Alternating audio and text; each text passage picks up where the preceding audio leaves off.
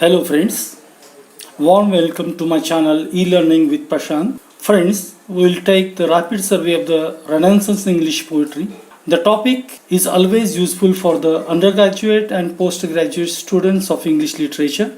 We have given the brief account of Elizabethan English poetry. For the proper understanding of the present topic, you should know the details of the Renaissance, its influence. I have presented the glimpses of the Renaissance, humanism and Reformation in my previous videos. You may enjoy them. Those are available on the same channel. If you like the video, subscribe my channel and share it with the students of English literature. Greatest achievements of Geoffrey Chaucer were useless for the history of English poetry as there was no worthy follower of Chaucer. Entire 15th century was the barren century for the poetry. Even the soil was not well prepared to accept the best poetry. It was only after the impact of Renaissance that English poetry flourished in a proper way. The Elizabethan age became the golden age of poetry. Soon it was converted into the nest of the singing birds. Everyone, down from the courtier to the man in the street, tried to compose the poems. It was the fashion and essential qualification of the youngsters to develop the ability to compose a poem. The Renaissance influences were aided and strengthened by the wise policies of Queen Elizabeth.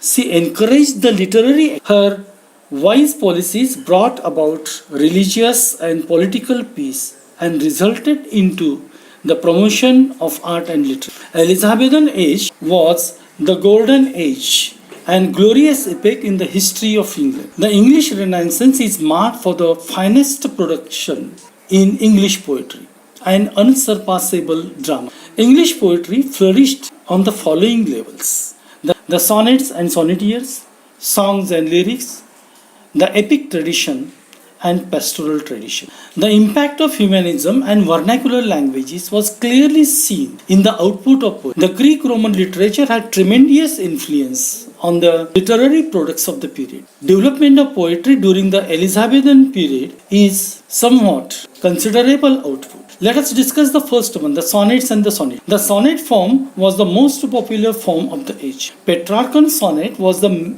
major source of inspiration. Sir Thomas Watt and Earl of Surrey were the pioneers of English sonnets. First one is Sir Thomas Watt. Sir Thomas Watt was the political ambassador of the court of King Henry VIII. He visited Italy for the diplomatic mission. He was much influenced by the Italian sonnets and popularity of Petrarch. He brought the sonnet form in English. Second time, the English poetry was kindled by the Italian influence. The first one was Geoffrey Chaucer. Sir Thomas Watt followed the Petrarchan form of sonnet. He followed the traditional convention of love subject as well as the 14 lines divided into octave and sestet. His sonnets were mere or only imitations and copy of Petrarchan sonnet. Many of them are difficult to understand, even irregular in some. However, his sonnets became too much popular during the later sonneteers followed the tradition paved by him. Sir Thomas Watt is better known for his lyrics and songs, which are also modeled on Italian sources. Henry Howard, or the Earl of Surrey, is the second. Surrey was the younger contemporary and disciple of Watt. Though he never visited Italy,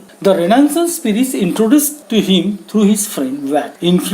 Watt properly influenced. He was the scholar of Greek-Roman literature. Surrey was the far greater remarkable artist and poet than Watt. His learning is seen clearly in a number of translations which he made from Greek and Latin sources. He was the first poet to introduce blank verse in the translation of Aeneid. His sonnets are love sonnets addressed to Geraldine or Lady Elizabeth Fitzgerald. Though he follows the Petrarchan tradition of courtly love, Surrey rejected the Petrarchan model of sonnet and introduced the English form of it. He divided 14 lines into 3 quatrains and a couplet. The same form is known as Shakespearean sonnet or English sonnet. Emotional flights of imagination marks the sonnet. He personifies nature in his poems. Love and nature play the important parts of his poetic genius. Total published the collection of the sonnets, songs and lyrics of Surrey, Watt and other poets in Tottel's Miscellany, which was published in 1557. It is a collection of around 300 lyric songs and songs. Tottel's Miscellany marks the beginning of the modern.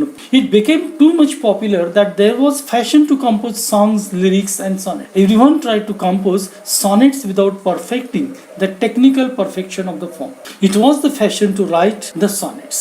Sonnets were written in sequence, and the theme was developed through the sonnet sequence. They followed Petrarchan theme of imaginary love for the most beautiful lady already married to another man. The poet is about to die. He is on the verge of death and life for positive reply of his mistress, and so on, so on, and so on. Sir Philip Sidney is the third important contributor to English sonnet. After Watt and Surrey, the sonnet was neglected for a number of till Sidney revived and popularized it. Sidney wrote 108 sonnets and 11 songs, all put in Astrophil and Stella. These sonnets are addressed to Penelope. Afterwards, she became Lady Rich. Sidney followed the Petrarchan tradition of love theme in them. However, English sonnet received the first direct expression of an intimate, sincere, and personal experiences. Spenser is another sonnet. Sincerity is also the keynote of Spenser's Emerald. He composed 88 sonnets of love and addressed them to Miss Elizabeth Boyle. He followed the English form of sonnet. It expressed the successful love of poem. The tradition of Petrarchan sonnet, its theme, that is, sonnets are addressed to a married woman. This tradition was first time broken down in his sonnets because Spenser addressed to a virgin lady, Miss Elizabeth Boyle, who afterwards became his wife. In this way, sincerity and true love for a lady was first expressed into his sonnet. Henry Constable wrote a number of love sonnets which are addressed to Dinah. He also follows the same traditional Petrarchan theme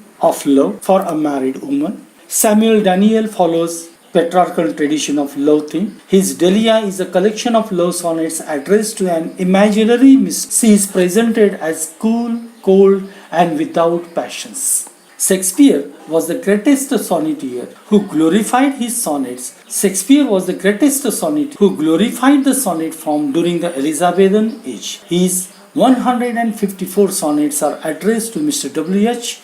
and a dark lady. The publication of Astrophil and Stella and Amoroti at once caught the imagination of the sonnet form became too much popular. Everyone tried to compose sonnets without perfection. Here are the main features of Elizabethan sonnet. Sonnets were written in a sequence without individually or singly. Most of them are artificial and imaginary. Petrarchan tradition, phrases and expressions were repeatedly used in them. There is often imitation and translation of foreign models. There is an excess of imagination. Typical Petrarchan theme is also used in them, and most of them lack technical perfection. The second out of Elizabethan poetry is in songs and lyrics. If music is food of love, play on. This is the dialogue passed by Orsino in Shakespeare's great comedy. The Elizabethans craved for music. They wanted to sing the songs of happiest and peaceful moment in a national history.